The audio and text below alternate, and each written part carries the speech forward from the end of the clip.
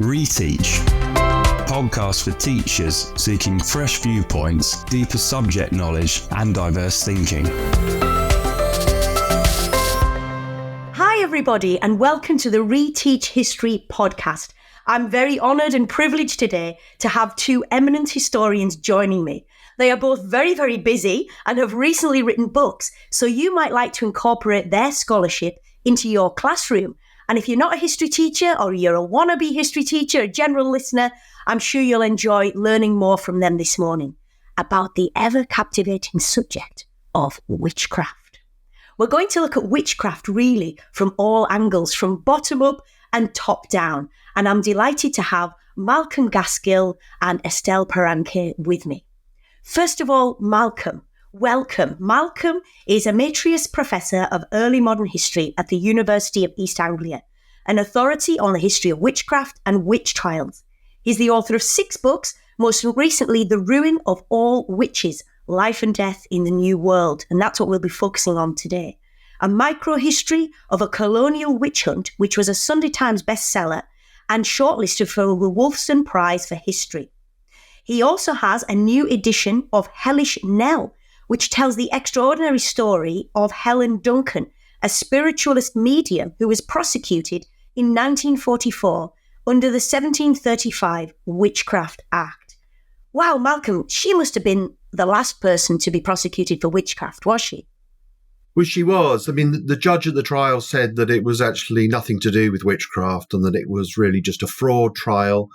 But of course, this was a point in the war where everyone was kind of bored and fed up and wanted some kind of sensationalist, bit of gossip. And of course, the press were all there. And because they were using the Witchcraft Act, inevitably they reported it as a witch trial. So it sort of was and it wasn't. And in fact, the 1735 Witchcraft Act had been introduced to end the prosecutions for witchcraft. It's just that name, the Witchcraft Act, using that in 1944, I think made it kind of inevitable that people would see it as a witch trial. Something for history teachers maybe to weave in the 20th century, incredibly, that act is still being used. We also have Estelle Paranque with us this morning, hot from the BBC Radio 4 studios, where she's been talking about the new Ridley Scott Napoleon film. So we're very pleased to have you with us this morning, Estelle. Thank you. Estelle is an Associate Professor in History at Northeastern University, London, as well as an Honorary Research Fellow within the Centre for the Study of the Renaissance at the University of Warwick. She earned a PhD in Early Modern European History from University College London in 2016. She has participated in international historical TV documentaries, including BBC Two's The Boleyns, A Scandalous Family in 2021, and Channel 4's The Queens Who Changed the World in 2023. She regularly appears on podcasts and gives talks to prestigious history and literary festivals.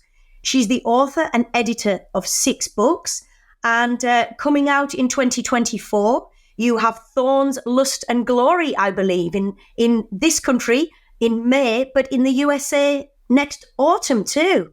Yes, exactly. Yes, thank you. It's the betrayal of Anne Boleyn, isn't it? Like the big witch as well.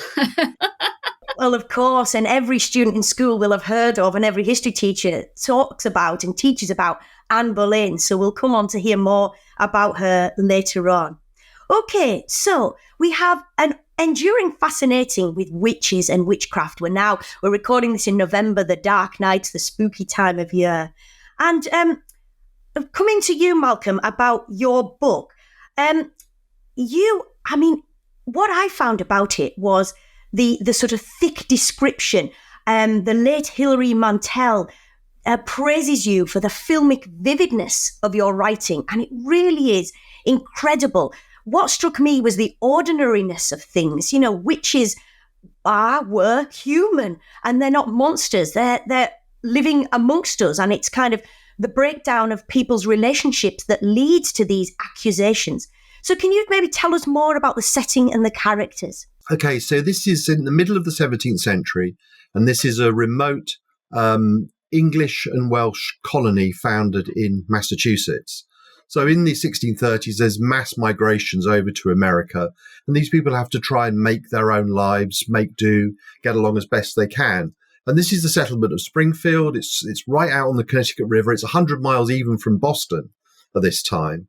And this is a place where people really have to carve something that they remember from the old world out of the landscape, build houses, feed themselves and so on. And this presents very particular kinds of pressures and challenges to them, as well as the opportunities that they went there to exploit in the first place. So the relationship between husband and wife is pivotal to the story, isn't it? Can you explain a little bit about the characters? Okay, so the story that I'm telling, this little micro-history, focuses on a couple called Hugh and Mary Parsons. And there's about 40-odd households in this community. And they really, they kind of set the standard in how to get it wrong, if that's not sort of a convoluted way of putting it. But people do gradually turn on them, and actually husband and wife turn on each other. So really, this is a story which you can kind of tell sort of from above as a sort of a macro story, but then you get right down into the nitty-gritty of this relationship under one roof, and how that sort of almost works, I think, as a metaphor for the divisions within the community, and actually the divisions that exist within the whole Anglo-American world at this particular moment of the 17th century.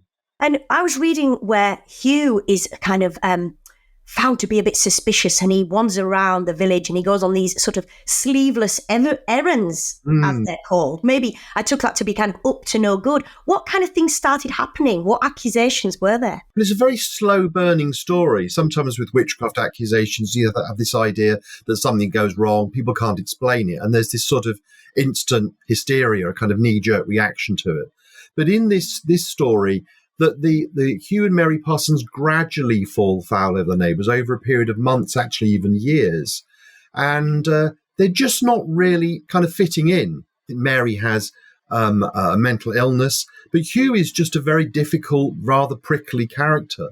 And so when this sort of, what to us might seem like fairly trivial things, like missing tools or a pudding failed, these seem almost like slightly comical things.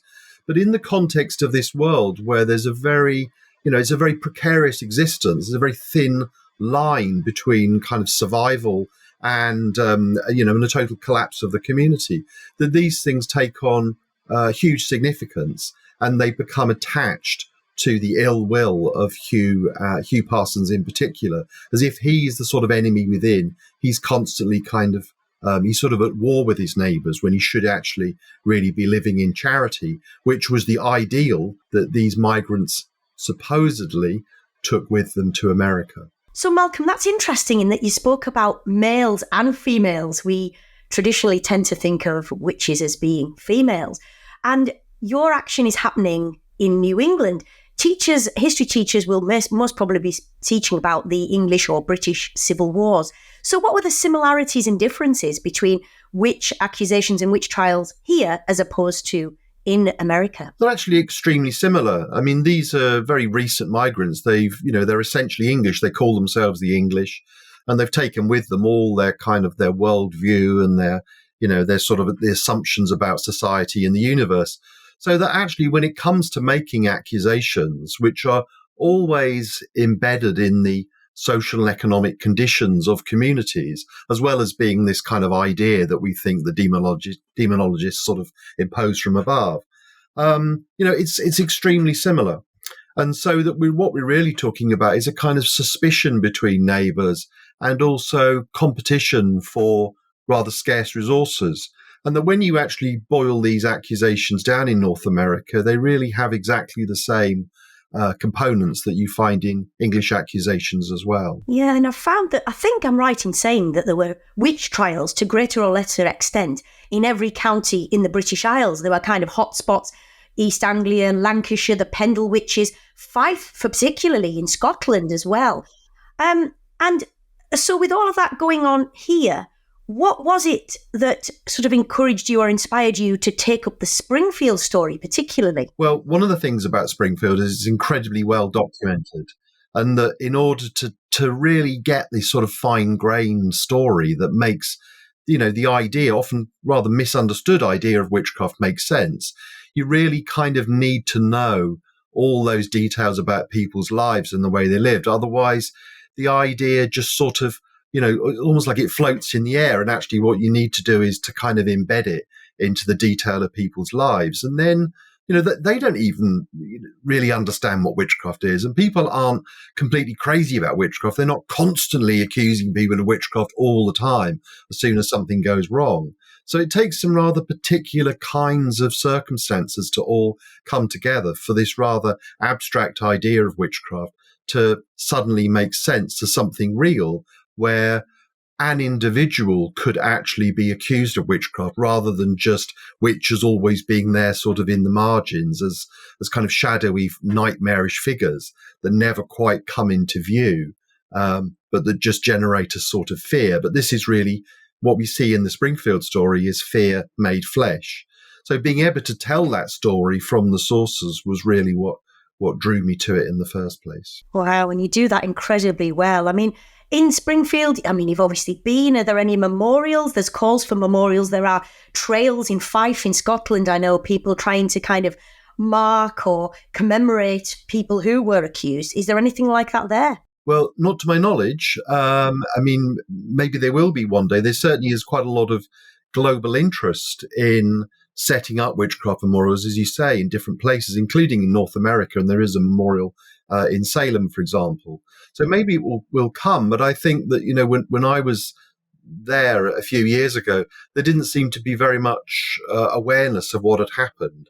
And I think it just hasn't kind of seized the imagination of Springfield in the way that the Salem trials have, captured the imagination in that part of North America. Well, I'm sure, the issuing of your paperback book may well lead to something different there. We hope, yeah.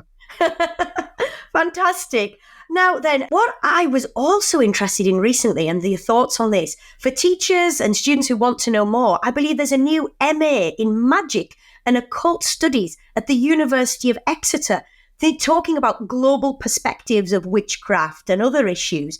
What do you think of that relevance and kind of any modern day parallels? Well, I think it's a very interesting course. I mean, you may know the press rather leapt all over this as if this was some kind of, British universities going a bit, Hogwarts type direction, as if it was just learning about magic. Of course, it's the understanding of magic in our lives and in history and sociology and anthropology, because actually we did evolve to be rather magical creatures, to have a religious impulse, to have faith in things, to believe in things we can't see, because actually we really, that supernatural beliefs underpin our, the way that we understand ourselves, whether we realize it or not. So I think this is a really an interesting moment to have this course, which is a very serious thing about really, not dismissing magic in a rather fantastical Harry Potterish sort of way, but actually really understanding where it comes from within ourselves, and also not being too dismissive about other cultures, whether they're in the past or whether there are other cultures around the world today where magic and witchcraft are still very much part of daily lives. So I think it's about, ultimately, there's a course which is about a more rounded understanding of humanity and a rather sort of humbling step away from the kind of exceptionalism with which we rather treat ourselves. Absolutely. And I suppose, what is an ordered society? What does that mean in one context or another? As you say, belief in witches is still the case in certain parts of the world today. It is, certainly. It's widespread. Yeah. So I think it's worth certainly kind of having an eye to that and having a mind and greater global understanding. I think so. And also because witchcraft is, it's the study of witchcraft is never an end in itself. And it certainly wasn't for me writing The Rune of All Witches. It's a way of understanding a mentality at a time. And when I say mentality, I don't just mean a set of ideas, but a whole culture, a whole way of living, a whole, interconnected structure of existence that was in some ways is similar to our own. I think there are emotional dimensions to the story that we could all identify with. But of course, the circumstances in which those emotions are deployed are, of course, vastly different, given that you are in this settler community, out in the sticks in Western Massachusetts. Yeah. But as you say, real similarities with people who were living in settled communities, whether that's Scotland or England. In any case, it's about human relationships, suspicion, jealousy, paranoia, I guess, all of those things. And all of those things affect us all today still, you know? And it's about power, I think, as well. I think witchcraft is always, at some level, about power, about, maybe claiming power to yourself if you don't have any by natural means, or imputing that supernatural power to others. So that it is, and it's the witchcraft accusation stories are always about power differentials. They're always about the weak and the poor, and often about richer, more powerful people, imagining that the weak and the powerless have got some kind of supernatural way of getting the better of them. So, these differentials of power and of wealth and poverty are, of course, universals. And I think that witchcraft is a very good way of understanding, the way that those relationships existed 300-400 years ago. Mm-hmm. Mm-hmm. And Estelle, you've very kindly written lists for the RETEACH website where you've spoken, or you've headed it up, a social and cultural case. And you've listed some recommended reading, of course, Malcolm's works and A Short Introduction to Witchcraft, which is brilliant, and The Ruin of All Witches, Hellish Knell, they're all there recommended, examining themes, particularly around maybe gender and class. Can you tell us a bit more about women as accused and accusers? Yeah, well, I think, it was just fascinating to listen to Malcolm, because obviously I teach at our university, witchcraft. And for me, it's obviously more linked to everything you said, the powerful and the poor. But it's so good to listen to you as well and that's what I love about your work, is that we get a sense of also the fears and how the people play, the fear of each other, right? Like the otherness. And I think that's what you can link to a lot of different topics, early modern topics. So I found it very interesting. But for me, women, obviously, it's a myth that women were the only one who were accused. But at the same time, when you really look at statistics, they were often, the easiest target. I would say it that way. But what struck me with the Ruin of All Witches is also how close, and maybe Malcolm is going to disagree with me, and I would love that, to be fair, because I'm not the expert here on that. But, it is so close to the Salem witch trial. I think, because again, in the Salem witch trial, you have this couple who are going to turn against one another. And they're going to try to save, especially the husband trying to save himself, and he's not going to save himself. And I thought about this with the same story that you have in your book, where, at the end, it's also about relationship. It's also it tells us so much about, it tells so much about the period and how we saw each other and how we feared each other and how we feared ourselves because we couldn't explain things. But for me, obviously, it's also very much interesting when you talk about the powerful and the powerless in many ways. We know James VI of Scotland had something against witchcraft. He wrote about the devil and the fear of it.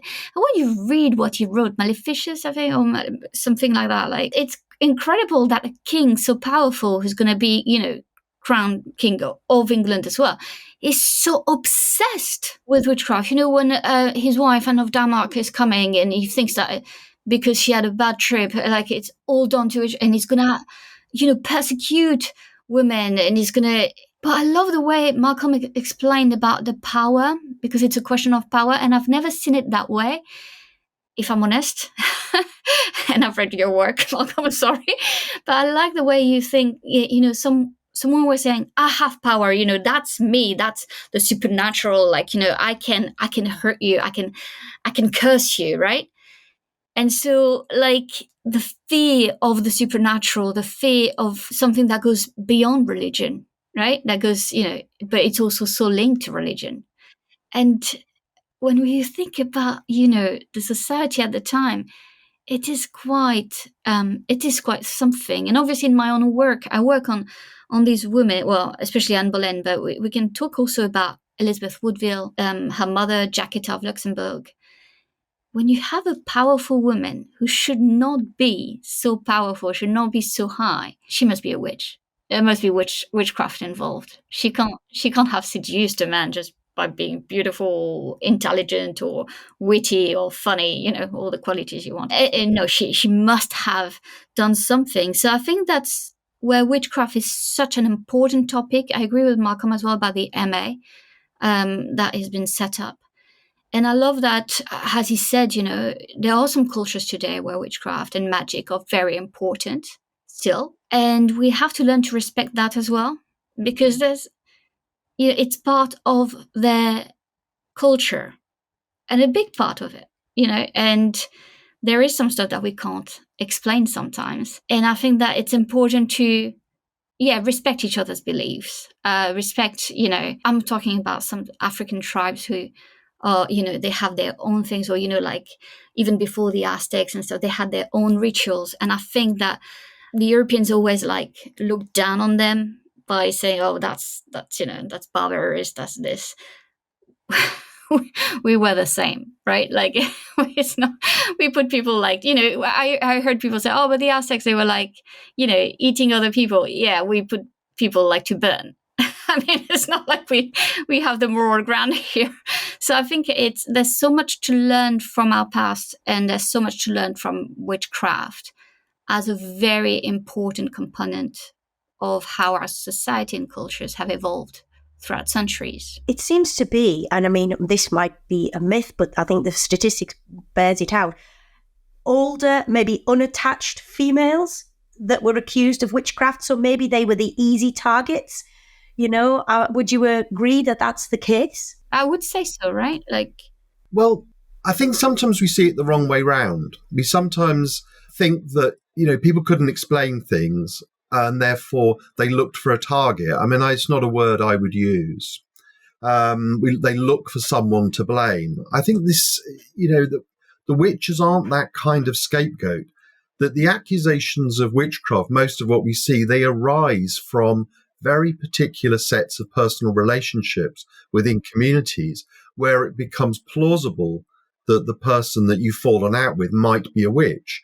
But these are not accusations which are hurled about randomly.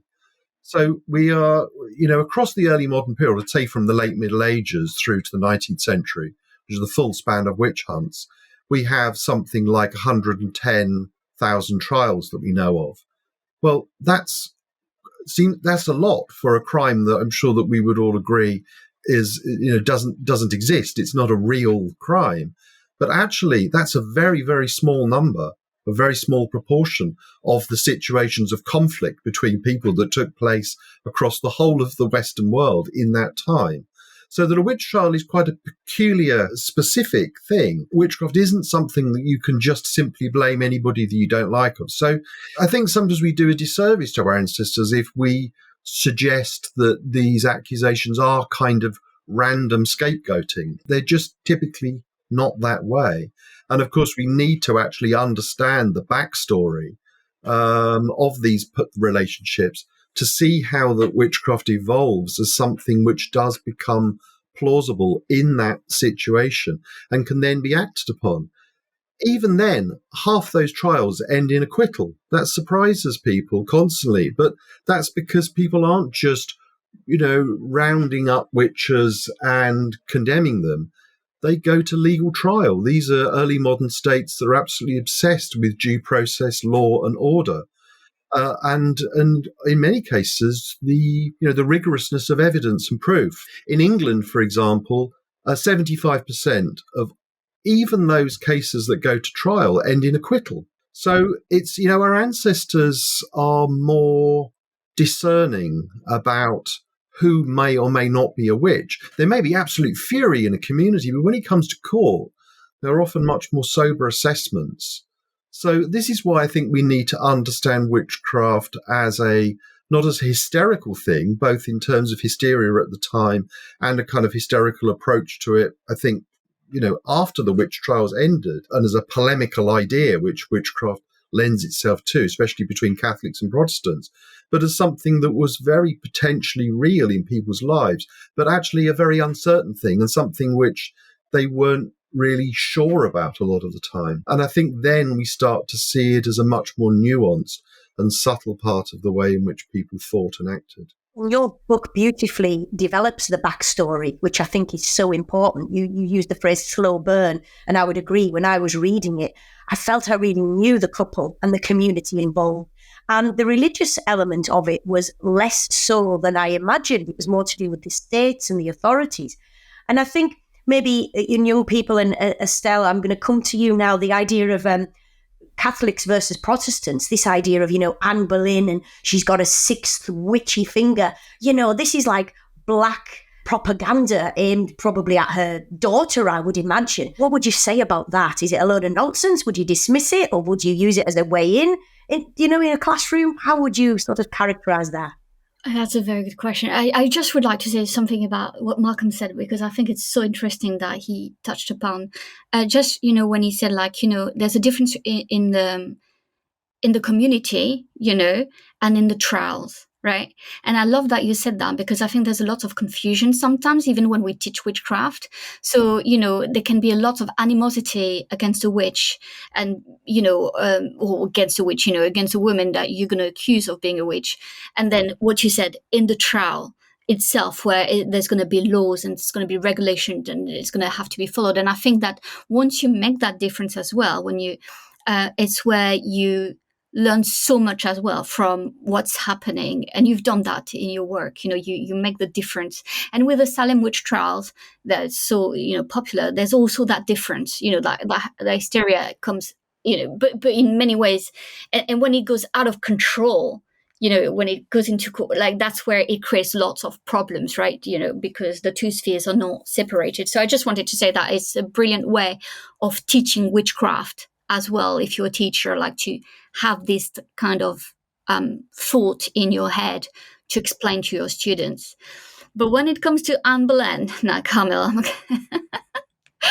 no, yeah, obviously, I don't think I would use it to teach. I mean, you could start your class with all her detractors, and to debunk all the myths, and to say, and actually bring some primary sources and say, she was accused of that. She was said of that. The witchcraft, there was no real accusation of witchcraft of Anne Boleyn. It's more, again, in the society. It was never, in a trial. It's about incest. It's about adultery.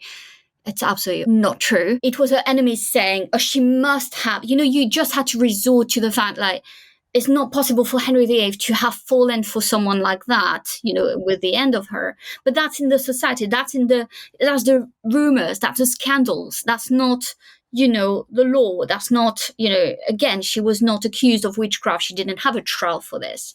Again, it's a big, strong parallel with Jacquetta of Luxembourg and Elizabeth Woodville, who were accused as well of having seduced, Elizabeth's husband, and that's how she became queen. You just need to have, but again, it was not, Jacquetta was accused of witchcraft, right?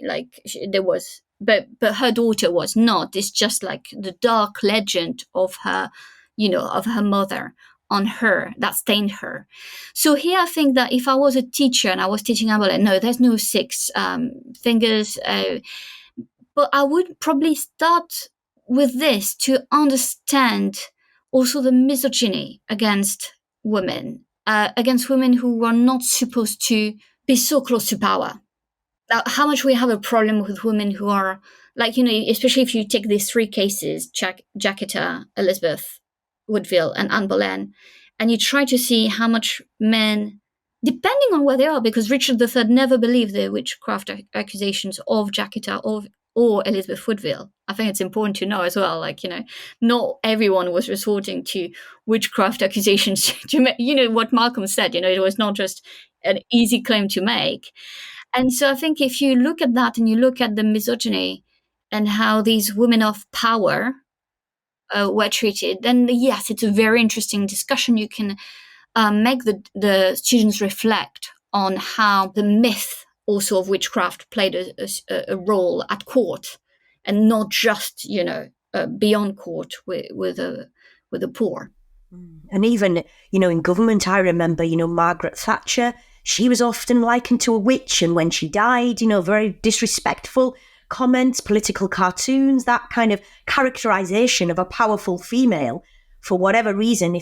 If they are doing something that people disagree with, they're suddenly turned into a witch. If we looked in political cartoons in the last 3 or 4 months, we'd probably find the same, So this is something that is prevalent now, isn't it? And that's a way maybe teachers could look at things in lessons as well, looking at recent. Yeah, it's a way of mocking, women of power as well. when you think about it, but at the same time, I would just be a bit careful with that because, I mean, though you're totally right, Carmel, I'm just saying that, there's always caricature as well of male politicians as well. It's not like there might not be witches, but there might be clowns or there might be buffoons or something else. So I think here is just a thing that is to hurt, obviously, not the charisma, like I want to, sorry, I can't find my word, but like the work of someone, even if you disagree. I mean, I'm not talking about, if you disagree with them or not, but like you attack the character. Yeah. So in a way, it's easier with women to be a witch, right? But men have also their, I just want to make that clear that men that were in power also can be very criticized. Like you have Henry III, he was like, of France, obviously in 16th century, he was depicted like, as a half fish, half man, or he had like really weird kind of caricatures when he was, when people believed he was a tyrant. It's pure propaganda. I'm just saying that because like he would not have been depicted as a witch. Her son was still suffering much of a very bad reputation as well. And I think that for that, it's not really a competition. Something monstrous, basically, isn't it? Yeah. I think the connection between the two is the image of the monstrous. And the witch, we tend to go looking for the witch in history, but actually witchcraft is a set of associations and assumptions. It's a lens of seeing other things. So I think the connection between, say, the village witch and Elizabeth Woodville or Anne Boleyn is that they are rebels. It's a projection of female rebellion against the standing order of things. And I think this is where the misogyny or perhaps to give it a kind of social context, the patriarchy comes in, because patriarchy is a political order, and the witch, whether it's at the lowest level or whether it's at court, represents the rebellion against that established order. And so everybody, in the 16th, 17th century, people would have been quite hard pushed a lot of the time to tell you exactly what a witch was, but they absolutely inherently understood all those negative associations of power and of rebellion and of speech and all those things. And so that gender, of course, is another way of understanding politics.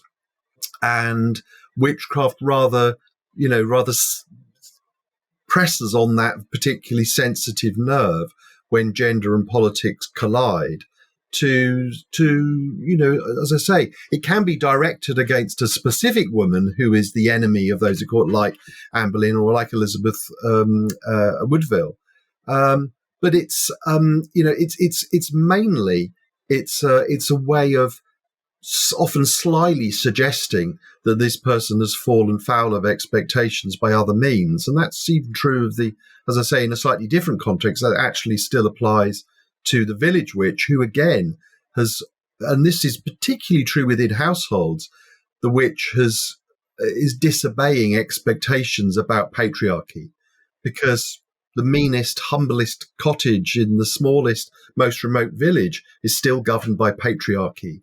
And that's witchcraft always represents a rebellion against that. Of course, going against the established order. Well, I'm sure we have encouraged in the right way our young people who may well be listening, or their teachers will be introducing them to this, to rebel or aim high, for want of a better phrase, to go against to being told what to do in some circumstances, because that's how change comes about, isn't it? And that's how we learn and progress and develop things. Honestly, Malcolm, your book is fantastic. Thank you so much for writing it and for everything that you've brought to the discussion today. And Estelle, from Radio 4 to us, and your new book in May here and in autumn next year in America. I can't thank you both enough. I've thoroughly enjoyed our very rounded and wide-ranging discussion. So thank you both very, very much for being part of the RETEACH History podcast. Thank you. Thank you so much.